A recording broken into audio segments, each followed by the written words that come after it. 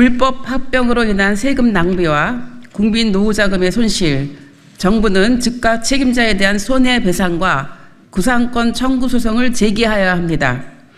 2015년 9월 삼성물산과 제일모직의 불법적인 합병 이후 9년이 지나고 있습니다.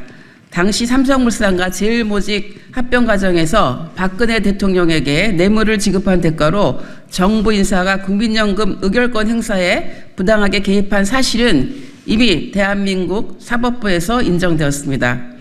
삼성물산과 제일모직 불법 합병으로 재벌그룹의 승계 작업으로 인하여 우리 국민은 두 가지 커다란 피해를 입고 있습니다. 첫 번째는 불법 합병으로 인해 해외 헤지펀드가 우리나라에 청구한 손실과 소송 비용을 고스란히 국민 세금으로 지출해야 하는 사실에서 발생합니다.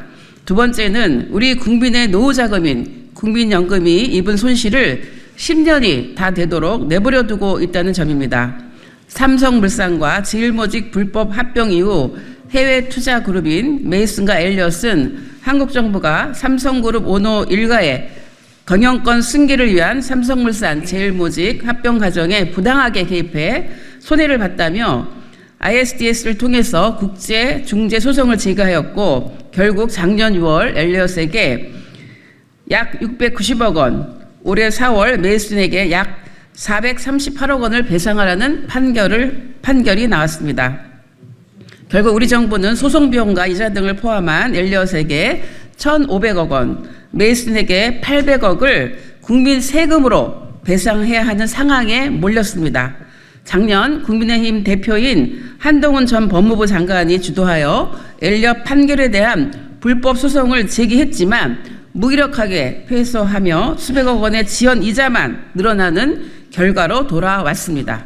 예, 부천시갑 국회의원 서영석입니다. 법무부는 또다시 소송을 하겠다고 합니다. 물론 중재 판정에 대한 취소 소송은 제기할 수 있습니다. 하지만 왜 이런 결과가 나왔는지 자기 반성이 먼저입니다. 당시 한동훈 전 장관은 너무나 소송 결과에 대해 자신만만했고 소송 결과가 나온 뒤에야 구상소송 등을 진행하겠다는 안일한 태도를 보였습니다. 이러한 한동훈 전 장관의 잘못된 판단으로 국가 피해는 더욱 커지고 있습니다. 소송 결과가 나온 만큼 이런 점에 대한 반성이 필요합니다.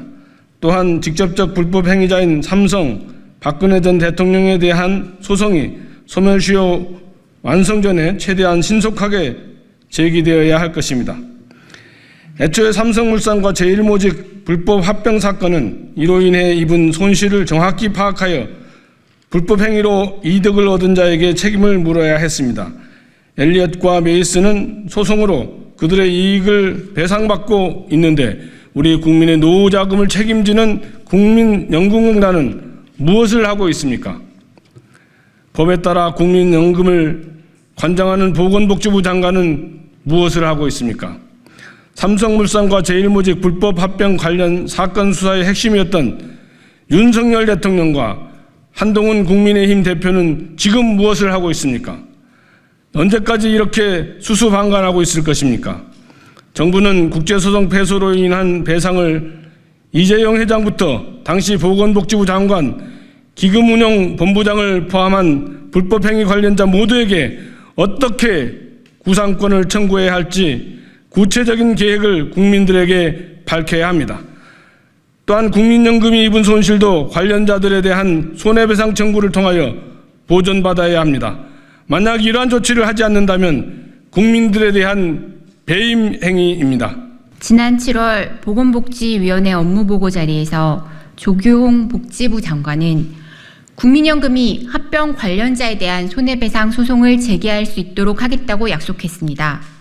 그러나 아직도 삼성물산과 제일모직 불법 합병으로 인한 손실이 정확히 얼마인지 내놓지 않고 있고 소송도 언제 시작할지 확실한 답변을 하지 않고 있습니다. 우리 국회 보건복지위원회 더불어민주당 의원들은 정부에게 국민의 노후자금에 막대한 손실을 입힌 삼성물산 불법 합병 관련자들에게 책임을 묻기 위한 소송을 조속히 제기할 것을 다시 한번 강력하게 촉구합니다. 아울러 보건복지부가 약속한 대로 제대로 손해배상 소송을 이행하는지 보건복지위 차원에서 점검하고 감시하도록 할 것입니다. 소멸시효로 인하여 소송으로 관련자에게 책임을 물을 시한이 얼마 남지 않았습니다. 정부가 불필요한 시간 끌기를 계속한다면 세금과 국민의 노후자금에 대한 손실을 회피한 데 대한 국민의 비판을 면하기 어려울 것이며 이로 인하여 발생하는 국가적, 국민적 손해에 대하여 책임을 져야 할 것입니다. 2024년 8월 16일 국회 보건복지위원회 더불어민주당 의원 일동. 예, 안녕하세요. 송교 변호사입니다. 지금이라도 정부는 국제배상금 사건 2,300억 원에 달하는 국제배상금을 국민 세금으로 물어줘야 되는 이 상황에 대해서 객관적인 진실을 국민 앞에 보고해야 할 것입니다. 자신만만하게 국제 판정에 대해서 그것을 취소시킬 수 있을 것처럼 말했던 한동훈 국민의힘 대표는 더 이상 침묵하지 말아야 합니다. 애초에 이 국제배상 사건은 국제법상 단심제 국제중재 판정 사건이었습니다. 이 국제중재 판정을 뒤집는다는 것은 지극히 예외적인 대단히 제한적인 사유에서만 가능하도록 되어 있습니다. 그것이 국제법입니다.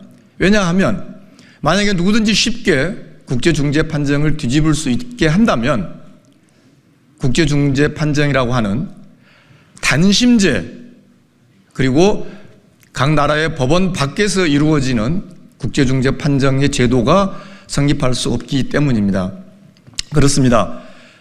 국제중재 판정 자체는 부당합니다. 그것에 대해서 취소 소송을 런던 법원에 제기할 수도 있습니다. 그러나 취소 소송을 통해서 국제중재 판정을 뒤집기는 현실적으로 어렵다고 국민에게 말했어야 됩니다.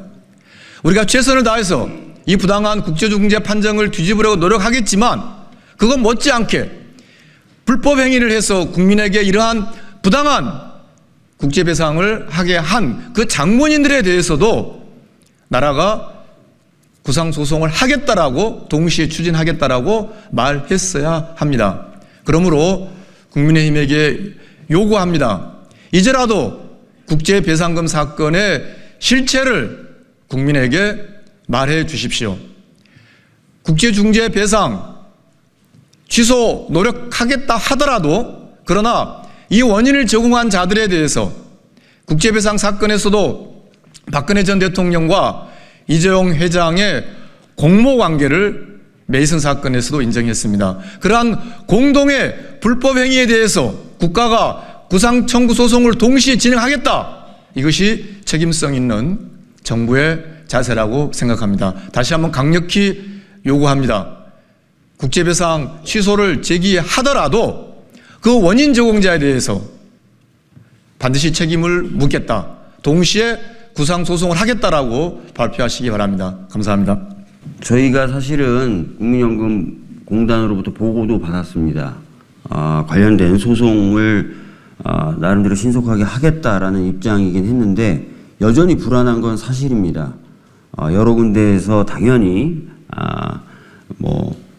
압력이라든지 이런 것들이 들어올 수도 있는 것이고 그래서 잘 그런 소송이 진행될 수 있도록 그리고 소송 제기만으로 끝나는 것이 아니라 형식적인 제기만으로 끝나는 것이 아니라 실질적인 소송 진행이 될 수 있도록 저희 보건복지위원회에서는 지속적으로 모니터링을 하겠다라는 말씀을 드립니다.